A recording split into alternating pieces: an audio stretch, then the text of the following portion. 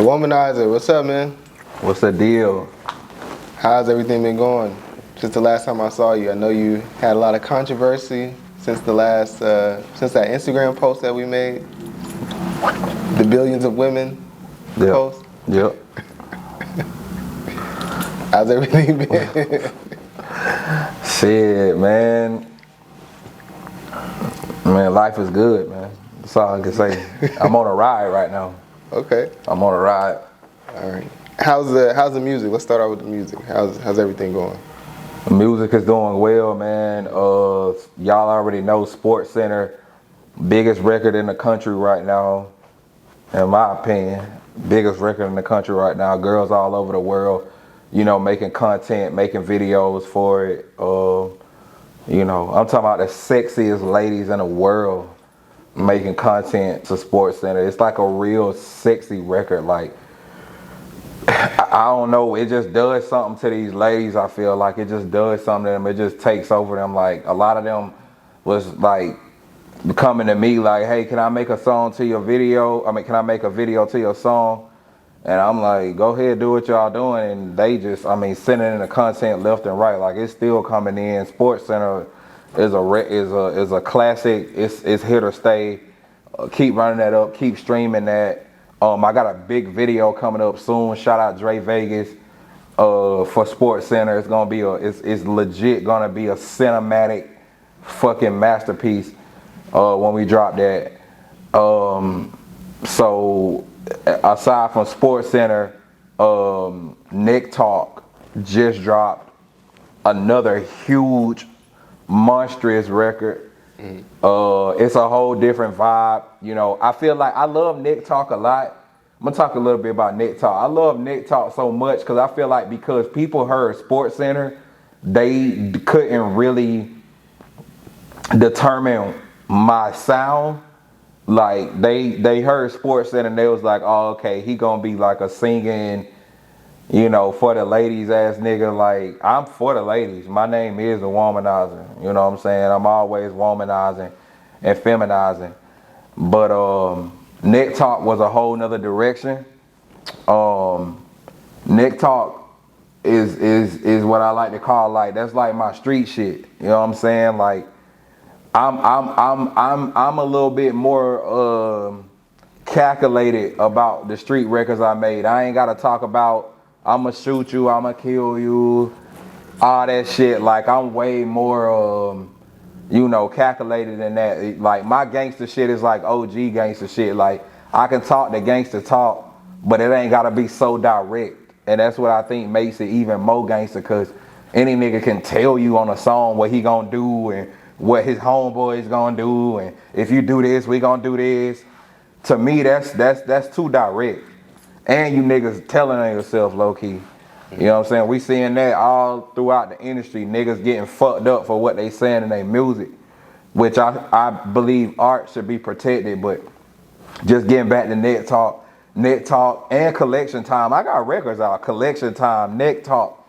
Those two records are records. That's my version of, you want gangster, you want the gangster womanizer, you want the gangster side of me. Those are two examples of some records that, I can get gangster. I can get gangster quick. I'm more of a ladies man, more of a businessman. So I prefer not to go that way with the gangster talk, but just be on the lookout for more records like that. Like, we ain't just singing and talking about girls and shit. Like, this shit get real gutter, man. You know what I'm saying? So Net Talk is out. Thank you for everybody who already running it up. And yeah, go keep streaming Net Talk. And so what inspired you to move from like the more like ladies man aspect, the womanizer vibe, to like making those gangster tracks? Did you feel pressure from your fans or your peers? Like, nah, to be honest, I was that way first on the gangster shit. oh, When I first started making music, everything was gangster. real? Hell yeah, everything was gangster. Everything was, you know what I'm saying? Like, bro, I don't promote hood shit just because I've elevated to another level. But I definitely have what I would consider, I guess what society would consider a street/hood background. It's not necessarily something that I'm proud of, which is why I say if I put to you like this, like if I carry myself, if somebody sees me or sees my energy or sees the way I carry myself or hears my music and they don't get street energy from me, that's a good thing. Right. That's what I want. You feel me? I don't want to project an image of being on some gangster shit. That's the whole wave. You know what I'm saying? Like what Lil Wayne said a long time ago, real G's move in silence like lasagna. You feel me? The real G's, you ain't even gonna know unless you press that button or you press them far enough, and then that G gotta come out. And then you gonna be real surprised, real shocked, cause you gonna be like, oh shit, I thought you was, you know what I'm saying, on some chill, cool shit. Right. We is on chill, cool shit until you until you bring that part out of it. And that's the real way, bro. That's the OG shit. All this up front, guns in the camera, you know what I'm saying? Like, that's extra, bro. Like, you know what I'm saying? Like, if you a real G, if you a real solid nigga, like, people just gonna know your vibe and know your energy and know you a G. Or if they test it, they'll see what your G is about regardless. And you ain't even gotta, it ain't even gotta be all that. So, like I said, neck talk out, man. So nah, it's been like that. It's been like that. Yeah. So you mentioned like people having guns in their videos. As an artist, how do you feel about guns in videos? I think it's stupid. Really? Yeah, I think it's stupid as fuck. I think with the gangster shit, I always ask people like, what's the end game? Like, what is the end game of being a gangster? Like, let's just say you're the final boss gangster. Like, if this was a video game, like they defeat all the other gangsters and you the last gangster they gotta defeat. Like, what's the end game? Like, let's just say you kill all the niggas you wanna kill, you sell all the dope you wanna sell, you rob all the niggas you wanna rob. Like, what's the end game? Like, do you just ride off into the sunset? Do you collect all the guns you can collect and just have them saved in your house so you can show girls and look cool? Like what is the end game of the gangster shit? Like, I've been asking it. Like, I don't knock it. Like, niggas will tell you like, oh, this just my pain. I'm rapping my life. I'm rapping what I've been through. I'm rapping my struggle. That's all fine. But what I'm honestly asking is, what is the end game? What I mean by the end game is like, at what point does it translate to something? Because like gangster shit, going to jail, getting locked up, in and out of prison, or in prison for several years or for the rest of your, like, what does, like, these girls don't give a fuck about you going to prison. They don't. Soon as your dumbass get locked up, they right on the next nigga till he go to prison. And the cycle continues. Like, so what's the end game? Like, what are you reaching for? Like, what's the ultimate goal of trying to prove to people how gangster you is? That's an honest question. You know what I'm saying? That's the $1 million question. What's the ultimate goal? So I think that shit's stupid. Put the guns down, man. Chill the fuck out. So what's been? I'm curious to know because I saw you, I think like a few weeks ago at an event, but you didn't perform there. So what's been going on with you and the underground world here in Atlanta? Like, me and the underground world in Atlanta, I fought with the underground first and foremost. I fought with Westleaf. I start with you with the Westleaf brand. I think the Westleaf brand is a good example of knowing how to bring a community of people together to forward a common interest, to forward a common collective goal. I hate to use the word goal. I learned that from 19 Keys. Shout out 19 Keys. I hate to use the word goal because goals are kind of endless. If you have goals but no motion, then they're just goals. So if you want to have goals, you need to have some motion. Too many people get caught up in goals, but with Wesley, You know, I feel like that is what I think is ideally what I think moves the underground forward, the culture forward, artists forward, creators forward. Anybody who is in a creative space, independent creative space, forward. It's a community, and I feel like it's genuine. And that's why I fuck with what you do. But ultimately, as far as the underground, you gotta talk to these niggas with money. I keep it real. On God, like you gotta talk to these niggas with money. Like these big brands, you know, I don't do a lot of name dropping, but you know, I feel like if you really have motion, you're gonna have a hard time. If you really have motion in the underground, if you really have motion in Atlanta, period, like it's like two dynamics. You have like Atlanta music, you know, like the mainstream Atlanta artists. We all know who they are. I don't gotta say no names. And then you have the underground Atlanta artists. It's two dynamics. So Atlanta music collectively, you have the mainstream. I feel like most of the artists that's like doing collabs and linking up and taking pictures and tapping in with each other, that's more like label based. That's like the labels are saying, hey, you're a big artist, he's a big artist, or she's a big artist on this label. You guys should come together and make a record and it'll benefit both of you guys as artists, both labels, everybody's happy. You know, it's more label based. It's not friendship. It's not like, oh, we cool, let's do a song together.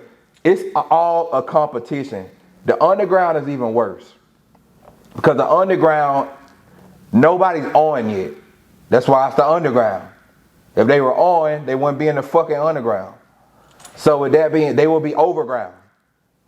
You feel me? So if you're still underground, I feel like with the underground, it's very, I keep it real. It's kind of like high school. It feels very high school. It feels very like, you know how in high school, I didn't go to college, but in high school, everybody has their groups. Like these guys hang with these guys hang with these guys are kind of cool with these guys, but not really, but they talk. These guys are not really cool with these guys, but they talk. You know, the girls like these guys and kind of like these guys. Like it's super high school. And what I mean by high school is like, you know, it's not very welcoming to a talent that might threaten the diaspora of the underground. Like if there's a talent that like really can come through and take over the whole entire thing, I don't necessarily think that would be openly allowed. The only way that would be allowed is through the bread. It's through money. That's why I said. They like, okay, if you want to come up here and like you hot, your music hot, everybody know your shit hot, but we not finna just let you in. You gonna have to pay us to perform. You gonna have to pay us to like you gonna have to pay. Cause niggas is not turning down money. They not turning no bread down. That's the only way. You gotta buy these niggas out. You gotta prostitute yourself. Almost. And I know that sounds wild, but you gotta prostitute yourself low key. You think so? I know so, because what I'm saying is, what I mean by prostitute yourself, pause, I don't mean literally prostitute your body, pause.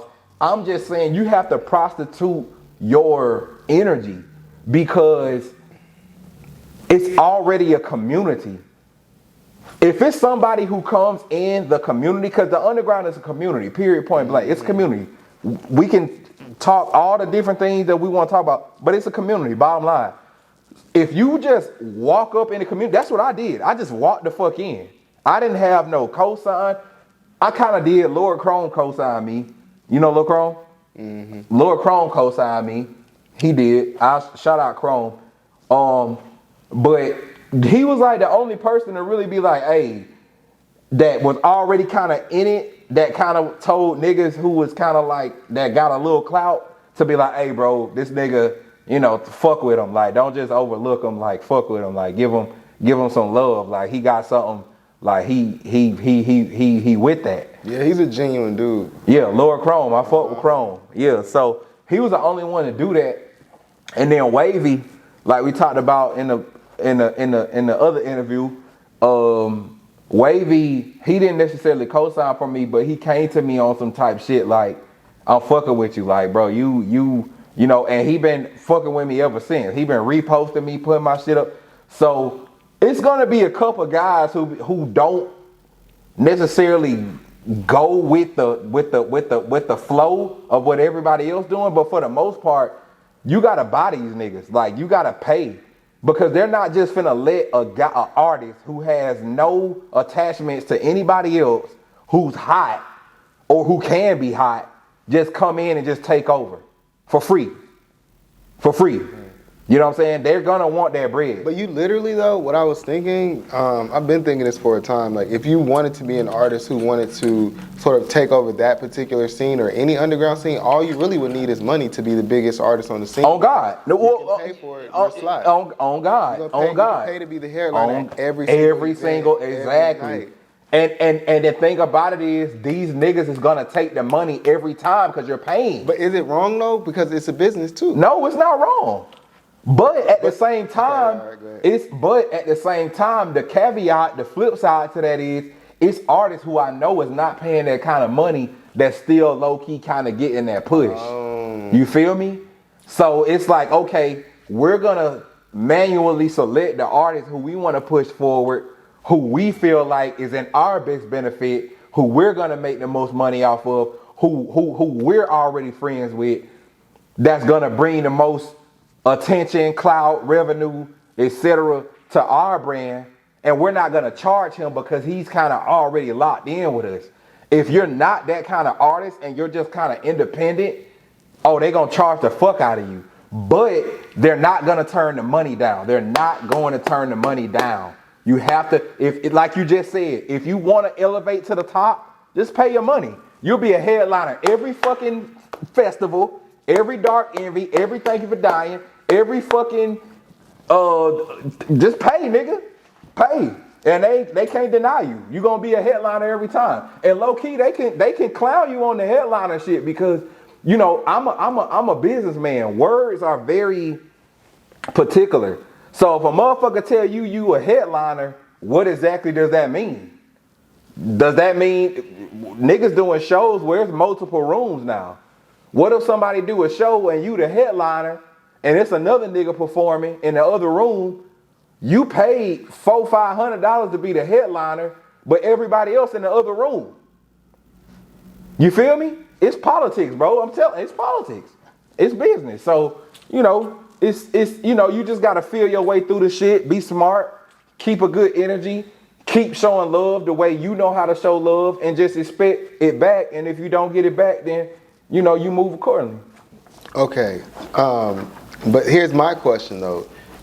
I feel like these, the underground sort of like promotion and event companies, I feel like they do serve a benefit to underground artists. Absolutely. You know what I'm saying? Because they're giving people a platform. Absolutely. I agree 100%. But here's the question though.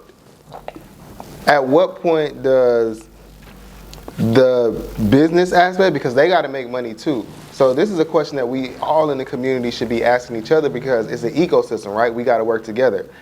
At what point, like, how do we stop the watering down of the art, and what art should actually be promoted to the top because of the money? You know what I'm saying? Like, how do we stop that at all as a community? Because if you're an artist, tell me right now, if you don't get 100,000 on your account, you like, I can perform at all these festivals, I could be the top, I'm about to pay their bread. You get what I'm saying? But niggas is not doing that. Niggas is not doing that. Niggas is just, I can't say I know for a fact, but and we're gonna move on after this. Yeah, we gotta go. I know for a fact that people are not paying the type of money that's being asked to pay just because the people, the powers that be, the gatekeepers. I told niggas straight to their face, like, you're a gatekeeper, you're a gatekeeper. They know who they are. I told them, like, you're a gatekeeper. Like, you can pick and choose who moves forward in this industry as far as who y'all want to get behind. I told them to their face. And they ain't really say nothing about it, but they know I'm telling the truth. So I'll say this: it's a lot of artists. This is the last thing I gotta say about it. It's a lot of artists in the mainstream and in the underground that shouldn't be promoted, that are being hyped up and pushed to be more than what they really are. A lot of the main motherfuckers, like, it's like, and I love music. I don't give a fuck who you are. Music is music. You can be white, black, whatever race. If it's hot, I fuck with it. Like, I don't discriminate. But it's a lot of motherfuckers who being pushed and they head getting blew up more than what it should be. So let's move on, man. Yeah.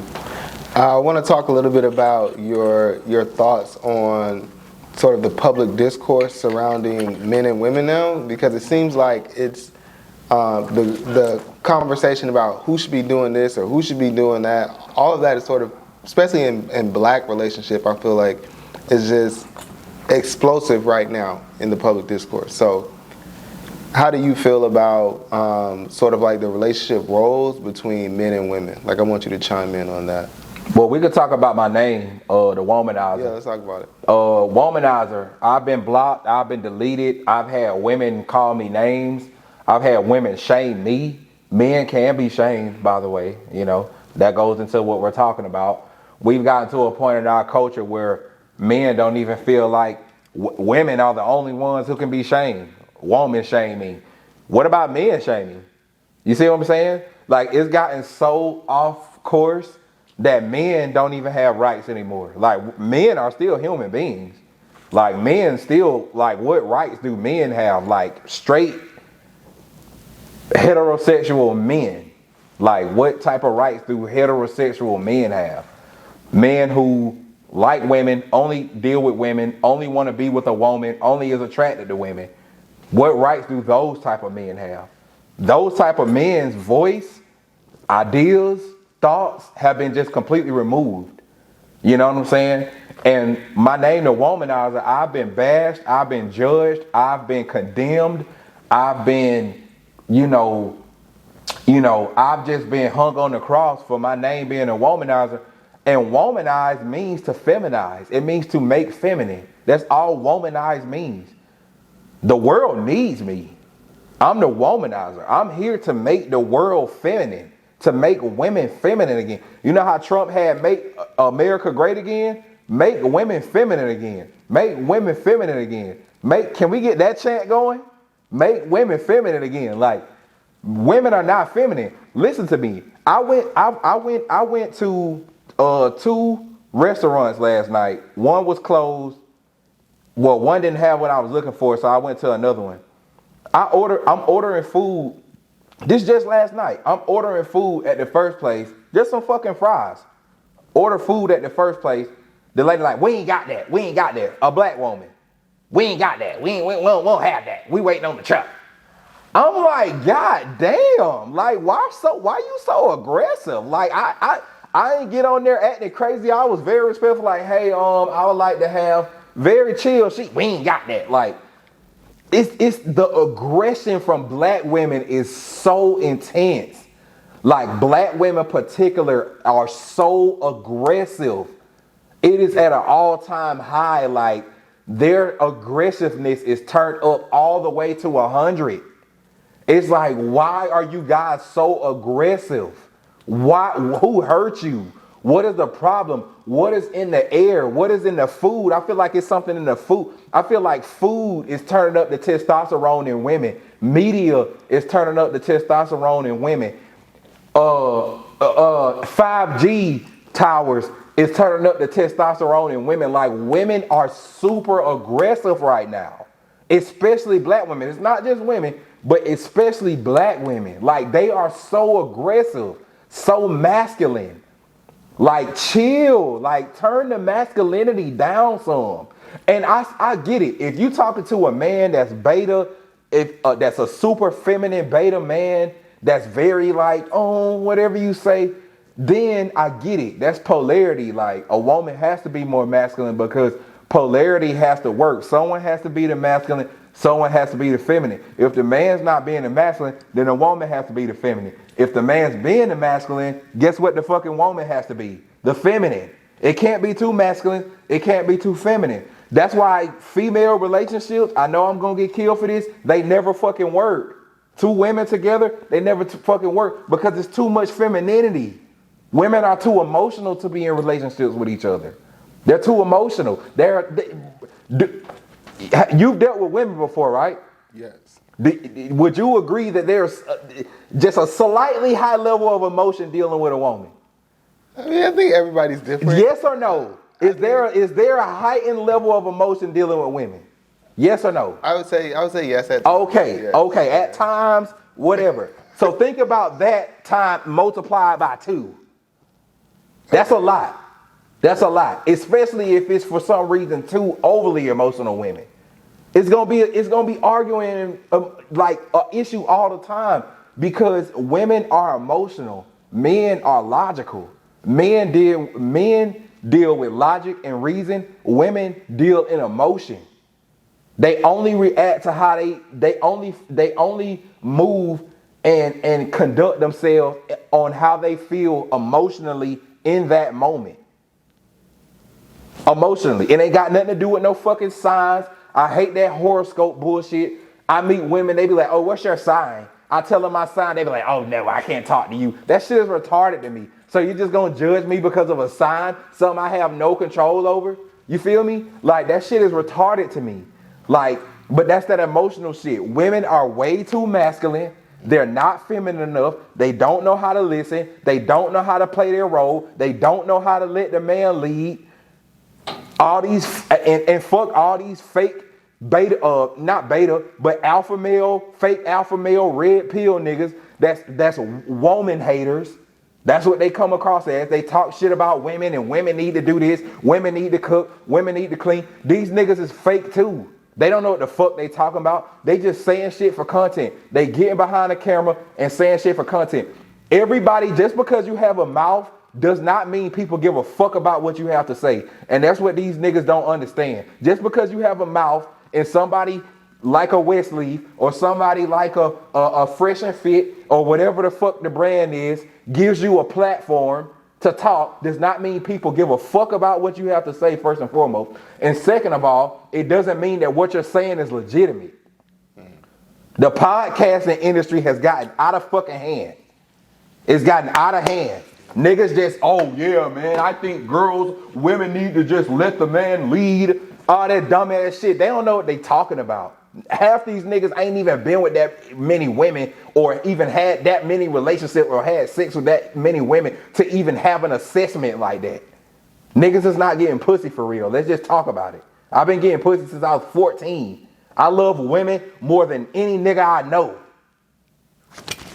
Nigga, the Womanizer. I love women more than any nigga I know, so I can speak on this. I'm validated to speak on this. What Shaq say? I'm G14. I have G14 classification to speak about this. Right. So what I'm saying is the masculinity in women is destroying the community. Feminism is destroying the community. And so why do you feel that the women in the black community specifically are masculine? Why do you feel that way? Because a lot of them didn't have fathers. Because a lot of them grew up without fathers. So a lot of them grew up without fathers. And so you feel that the masculinity aspect is because the father is absent in the home? I feel like the masculinity is more increased because there's no father in the home. Women have not seen what it looks like to quote unquote know their place. And that's an issue with a lot of the red pill guys. Everything is women need to know their role. Women need to know their place, quote unquote. Well, a lot of women never saw their mother with a man. So they don't know what it looks like to see a woman be submissive to a man because there is no father in the home ever. The only father figure they saw was either uncles or like a grandfather. A lot of women didn't have grandfathers because they died at an early age.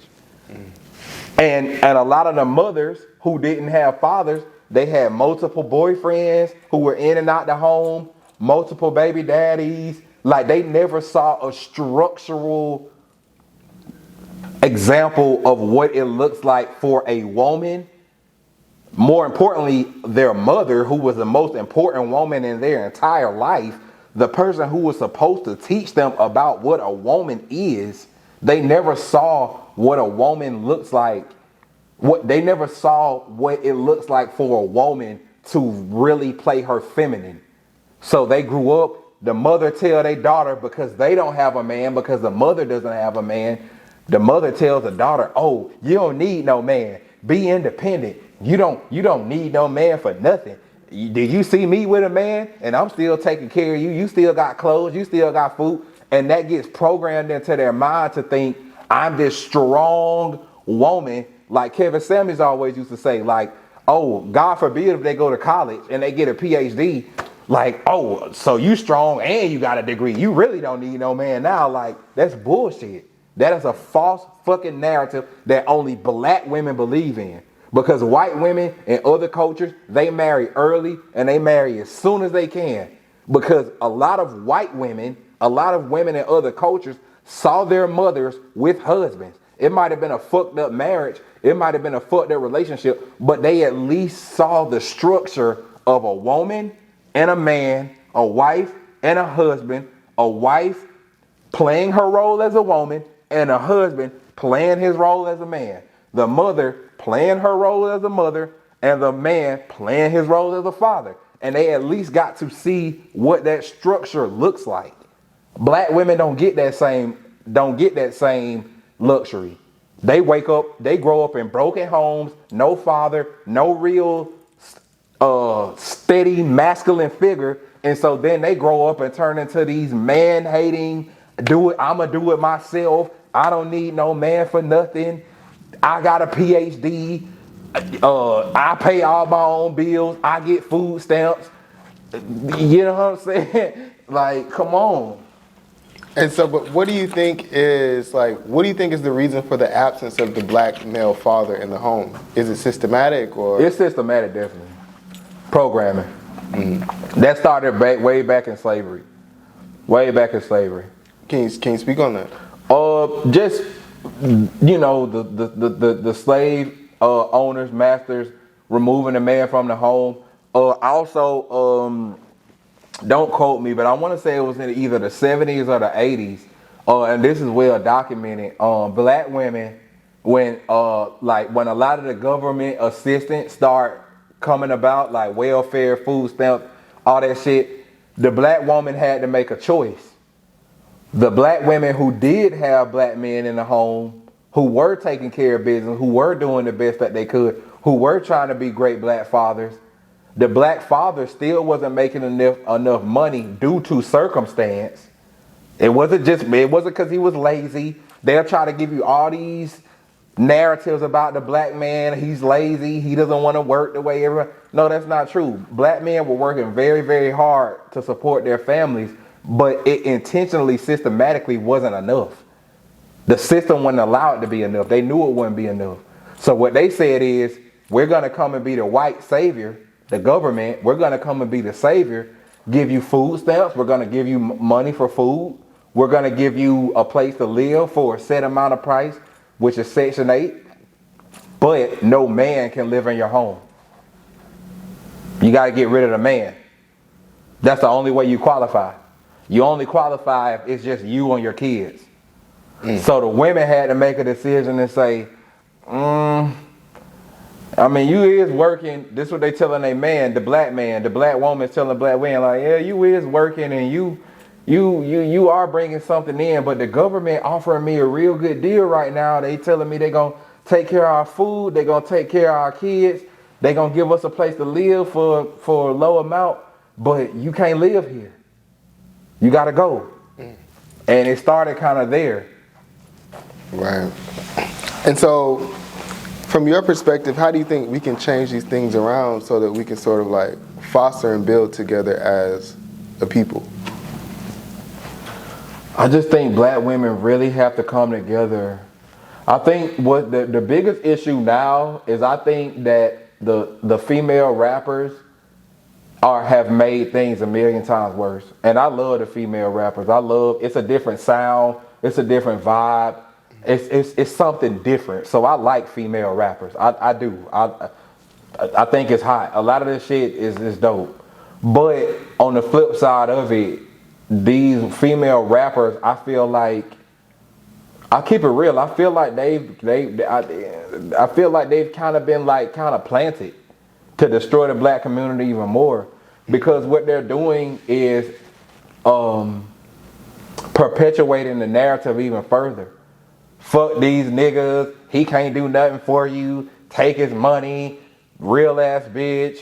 I got my own money. Nigga, all you can do for me is pay my bills. Pay for my surgery, pay for my BBL. You're nothing to me. All you are is money. Swipe your card. That's all you're good for, swiping a card. Like, this narrative is even worse. That does not help anything. I'm not expecting these girls to get on these songs and every single song be praising, worshiping men, but at some point, somebody like, can we get some songs praising niggas? Like, can we get some songs saying you're amazing, you take care of me? Like, I'll give you a perfect example, like the song Cater to You by Destiny Child. Oh, that song is fire. Right. Songs like that. We need more records like that. That record was that was the most feminine record I've ever heard in my life. But I mean, do you think, let me not say that. Do you feel like that would resonate with the female audience, a song like that today? Absolutely. Depending on who the artist is. You think it'll be more popular than Pound Town? Absolutely. I do. Shit. No, it won't. Bro, listen, let me tell you why. They go based off whatever the face is promoting. These female artists are the faces of our culture. True. So if these girls wake up, if all the big name artists, girl rappers wake up one day and they all come together as a collective. Let's just say they all have one big meeting and they sit down and they say our next 3-4 songs that all of us are gonna push is gonna be about uplifting our men, raising our men, talking about how special they are to us, talking about how much we appreciate them, talking about how much we care about what they do for us, talking about how much they've changed our life for the positive, talking about how much education and resources and upliftment and encouragement that they've given us. These girls are gonna go for it. The rappers control the culture. Whatever they're saying, whatever they're wearing, whatever they're talking about, that's what the younger generation is gonna go with. Cause guess what? When Cater to You came out, all them girls was like, oh, I need to cater to my man. I need to rub his back. Yeah, I need to fix him food. I need to, like, they were inspired to do that. I remember. Nigga, this is Destiny Child, the biggest group, R&B group, not to mention the biggest, arguably the biggest, most iconic artist in the history of our culture. Beyonce at the forefront singing this shit. If I remember correctly, she was the one singing like that lead hook. That was her singing. So if Beyonce or Rihanna or any big name artist came together, or any of these artists came together making songs about encouraging their men, let's do this for our men. Rub his back. Ask him how his day's been. Don't treat him like he's just a card swipe or a paycheck. I promise you it'll turn around easily. Absolutely. They have all the influence. But that's not the narrative that the higher ups wants to be projected. The higher ups wants division. The higher ups wants black women going against black men. That's what they want. And that's why I ain't gonna go too far into it. That's why I believe Kevin Samuels isn't here anymore, because people don't understand he did a lot of work in a small period of time. Right. He did a lot of work in a very, very short period of time. And I'll just say, quote unquote, he was actually better than the black community, Kevin Samuels. And he had to go because he was doing too good of a job in too small of amount of time. So you feel like it wasn't a coincidence? Fuck no. But he did Bro, have cancer. No, absolutely not. That man was healthy. He might have had little things, but that man was healthy. He was a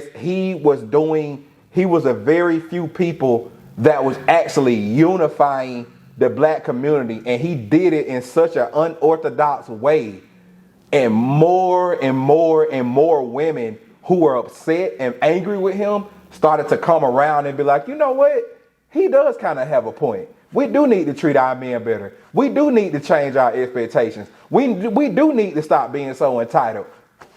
I do need to stop thinking that a man is gonna do A, B, and C, and I've been married to him for 7 years and he still ain't like he was woman by woman by woman by he was womanizing.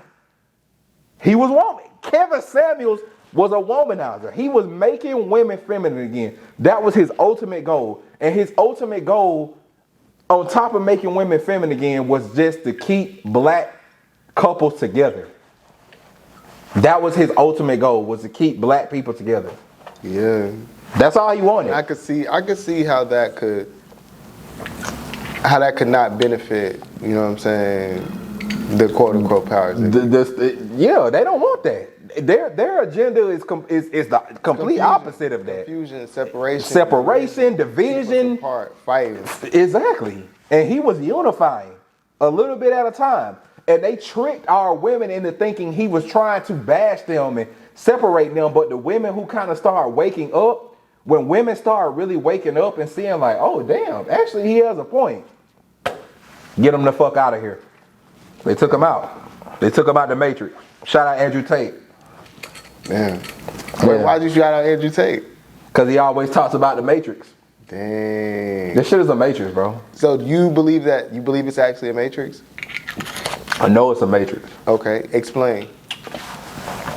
I know it's a Matrix just for the simple fact that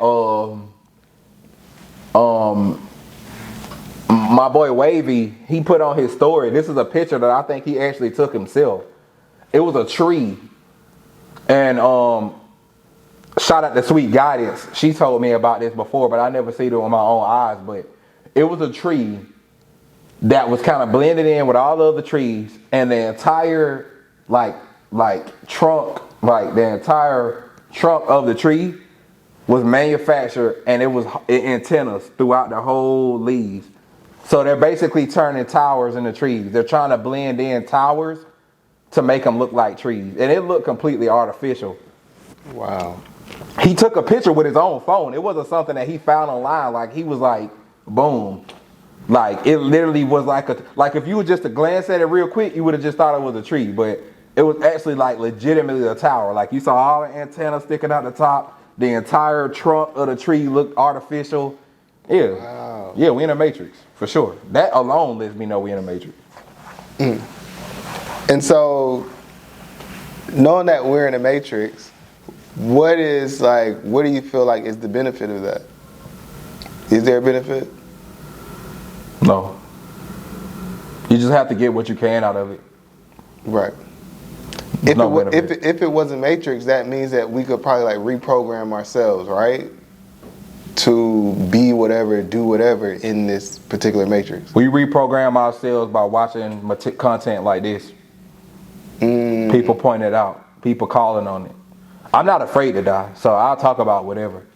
Right. I believe in second life, after birth, all that stuff. Like, I'm ready to get to the next life, to be honest. Like, I have no fear of death. I got stabbed right here. When was that? 2015? I almost died. I was bleeding. Wait, what'd you get stabbed for? I got into an argument, I'll say, about money with somebody, and it just happened super quick. Like, it wasn't planned. It was just got into it. They took the knife, was doing this, and it went in my arm, and my blood was shooting up like this high in the sky. Like literally, my blood was already up here. Wait, do you have a religious faith? Next question.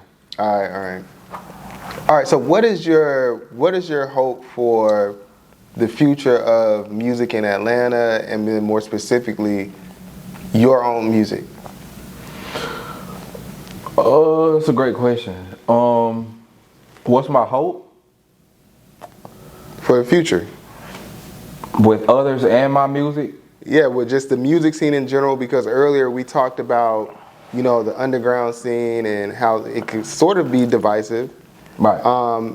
And then, you know, I just wanted to know a little bit about, like, what do you see for your career in the future, too? Like, the next time we interview the Womanizer, what's going to be going on? Just more slaps, more records. Collection time is out. Getting pissy is out. Let me talk about getting pissy. Getting pissy is out. I ain't going to say nothing else. But remember I told y'all about getting pissy. Getting pissy is out. Collection time is out. Nick Talk is out. Sports Center is out. I hate to promote so many records at once, but it's just like, who gives a fuck? Like, y'all go listen to them on y'all own time anyway. Medicaid is out. Like, I got so many records, but my desire for our scene is for people to be real with themselves. Just because you have access to a studio, just because you think you know how to make music, just because you think you're different, just because you think you're a creator, does not mean you're a creator. Does not mean you're an artist. It doesn't mean you're good. And I think that's what a lot of people get fucked up is, oh, as long as I just believe in myself, everybody else will believe at some point. That is not true. People will not believe in you just because you believe. You have to have something that's worth believing in. And I think a lot of people get that fucked up. And I hate to be the bearer of bad news. I hate to be, you know, the balloon popper, whatever you want to call it. But everybody is not meant to be in this shit. And I think, honestly, that the more people that get into the music industry that are not meant to be in it, the harder it makes for the people who are meant to be in it. There's too many people that's in the music industry that just should not be in it. This is not your lane. This is not your calling. It's just not. And that's okay. Find your calling. I think music has let too many people off the hook. I think too many people are lazy to find what their true, real calling is. So they just try to they just try to convince people that their calling is making music. That's bullshit. Your calling is not making music. Your calling is to be a garbage man. Your calling is to, some people are just NPCs. And some people don't want to come to the fact that they're just an NPC. Some people are just NPCs, bro. Like, that's the bottom line. Like, I get it. Nobody wants to openly admit that they're an NPC, but some people are just put here to just kind of just go through the fucking motions of life. Like, they're not really put here to really change nothing. And I know that sounds crazy to some people, but some people are like, everybody can't be a world changer. And the issue is, everybody thinks they're a world changer. Everybody, niggas is putting out bullshit ass music, dapping they homeboys up in the studio. I'm talking about, we gonna change the world with this shit. We gonna kill the, like, no, you're not. Nobody's fucking with that shit. Nobody's gonna fuck with that shit. And you have to, like, be in reality about that. That's okay. Everybody can't rap. Everybody can't play basketball. There's only one LeBron. There's only one Drake. There's only one Kanye. There's only one Nicki. There's only one Kevin Durant. There's only one Tupac. Like there's only one Serena Williams, one Tiger Woods. Like, I can go on and on. Like, everybody is not, just because you think you're meant to do something doesn't mean that's what you're actually meant to do. And niggas just don't want to come to grips with that shit. Niggas are forcing themselves as an artist. When I meet women and they ask me what they do, as deep as I am in the music, I don't even tell them I rap because of these niggas. I be like, I got businesses. I don't even want to tell them I rap. Because at this point, if I tell them I rap, even though I know I'm the fucking womanizer, I'm a generational talent, I would say, and gonna continue to prove, they're gonna just group me in because they done met 30 other niggas that told them they rap. And you gonna pull their music up and that shit sounded like they recorded that shit in a fucking, under a sink, nigga. Like, Like, it literally sounds like they recorded that shit under a bathroom sink. Like, nigga, did you just like set up the studio in the shower, nigga? Like, it sounds terrible. But I rap. I be rapping, you know what I'm saying? I be rapping, you know what I'm saying? I got new song coming out. Like, that shit's annoying, bro. Like, they're fucking the game up for those who really, really deserve to be in that conversation. Like, I want my name mentioned, and my name will be mentioned with the Kendricks, the Drakes, the Coles, the Yays, the Tyler the Creators, like the people who really, really, really have transcended music, you know? And so my hope for the future for my music is for people to continue to understand me, to continue to respect my hustle, respect my work, continue to respect my process, to appreciate. Because once I'm gone. There'll never be another Womanizer. Just like it'll never be any of the other greats. You know what I'm saying? It'll never be another. And that's my future. That's my future hopes. It's just, you know, to just, you know, go down in history for whatever that's worth as being one of the greatest to ever really do it, man. For real.